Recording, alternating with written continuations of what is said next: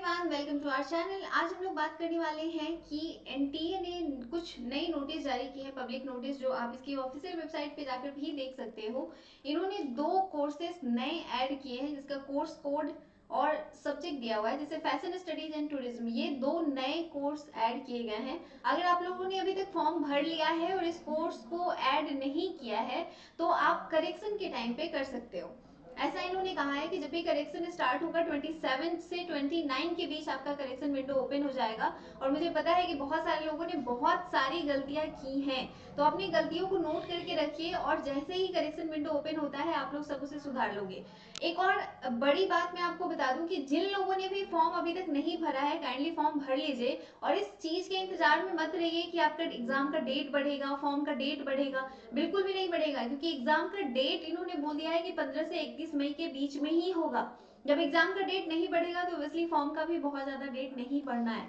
तो आप लोग सभी लोग विद इन डेट फॉर्म भर लीजिएगा, क्योंकि लास्ट डेट पे क्या होता है ना, सर्वर काम नहीं करता है। आपकी हो सकता है कि आप दिन भर वेट करते रह जाओ और फॉर्म ना भर पाओ, तो आपका 1 साल पूरा वेस्ट चला जाएगा। तो इसलिए अपने साल को बचाने के लिए बेटर है कि आप फॉर्म को थोड़ा जल्दी भर लो। अब आपके पास ज्यादा समय है नहीं, और गलतियां कम से कम करने की कोशिश करना। हम लोग इसी वीडियो में बात करेंगे कि क्या क्या आप करेक्ट कर सकते हो। करेक्शन विंडो जैसे ही ओपन होगा तो बहुत सारी चीजें, मान लो आपने अपने नेम के स्पेलिंग में मिस्टेक की है तो आप उसे करेक्ट कर सकते हो। अगर आपने फादर नेम, मदर नेम, इनके स्पेलिंग में मिस्टेक की है तो आप उसे करेक्ट कर सकते हो।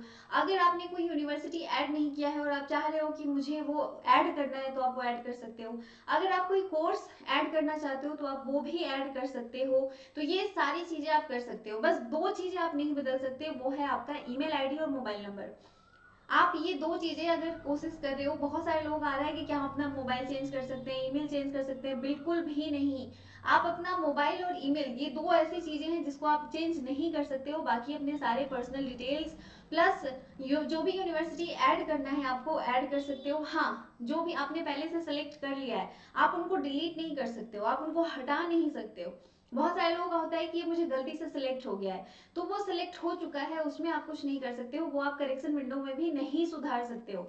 ध्यान से सुनिएगा सारी बातें, मैं बहुत अच्छे से क्लियरली सारी चीजें आपको बता रही हूँ। आप करेक्शन विंडो जैसे ओपन होगा तो उस समय 2-3 चीजों को छोड़ के बाकी सारी चीजें आप करेक्ट कर सकते हो, जैसे ईमेल आईडी, मोबाइल नंबर, और जो चीजें आपने ऐड कर ली है, मतलब जो कोर्स आपने ऐड कर लिया है, जो यूनिवर्सिटी आपने ऐड कर लिया है, वो आप करेक्ट नहीं कर पाओगे, मतलब वो डिलीट नहीं कर पाओगे। आपको एक्स्ट्रा कुछ ऐड करना है, आप ऐड ऑन कर सकते हो, कोई भी यूनिवर्सिटी आप ऐड ऑन कर सकते हो।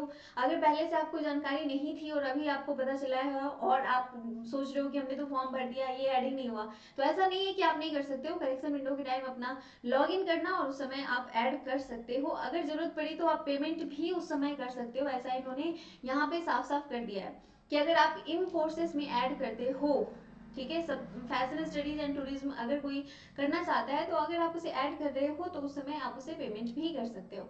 तो ये सारी चीजें आप यहाँ पे करेक्ट कर सकते हो।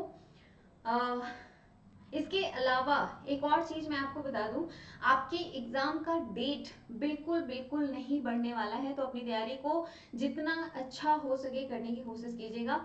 हमारी पेड कोर्सेज लॉन्च हो चुकी हैं सभी सब्जेक्ट्स की। अगर आप सिर्फ मान लो आप बीएससी की तैयारी कर रहे हो या बीएससी एजी की तैयारी कर रहे हो और आप किसी एक सब्जेक्ट में पार्टिकुलर क्लास करना चाहते हो, बाकी सारी सब्जेक्ट आपकी अच्छी हैं, तो आप सिर्फ उन्हीं सब्जेक्ट की क्लास कर सकते हो। इसके अलावा आप मॉक भी ज्वाइन कर सकते हैं। मॉक टेस्ट हमारा लॉन्च हो चुका है। आप सिर्फ मॉक करना चाहते हैं कि हमें सिर्फ हमने पढ़ाई कर ली है, सिर्फ मॉक टेस्ट देना है, तो आप सिर्फ मॉक टेस्ट भी ज्वाइन कर सकते हैं। तो लिंक डिस्क्रिप्शन में दिया हुआ है और वहां से आप ज्वाइन कर सकते हैं। अगर आपको आईसीआर की वेबसाइट के बारे में नहीं पता है तो ये है इसका ऑफिशियल वेबसाइट, और यहाँ पे जाके आप चीजें देख सकते हो। जब भी कोई नोटिस आती है तो वो यहीं पे आएगा, icr.org.in, ये इसका ऑफिशियल वेबसाइट है। देखो, बहुत बार हम सही वेबसाइट पे नहीं पहुंच पाने की वजह से भी बहुत सारी गलतियां कर लेते हैं, तो ये गलतियां आपको नहीं करनी है, ये ध्यान रखना।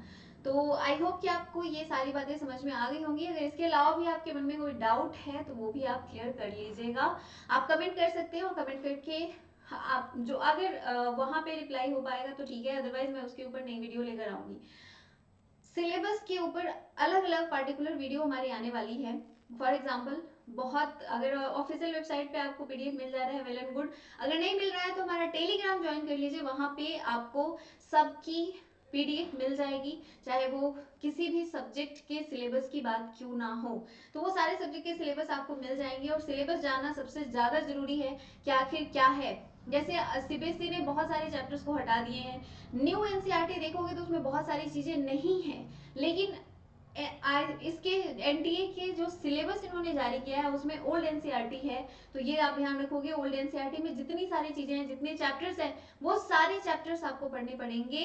ये एक एक करके मैं सारे सब्जेक्ट के वीडियो लाने वाली हूँ, तो जरूर देखिएगा वीडियोस को, आपके बहुत काम आने वाली है, क्योंकि सिलेबस जानना सबसे ज्यादा जरूरी है।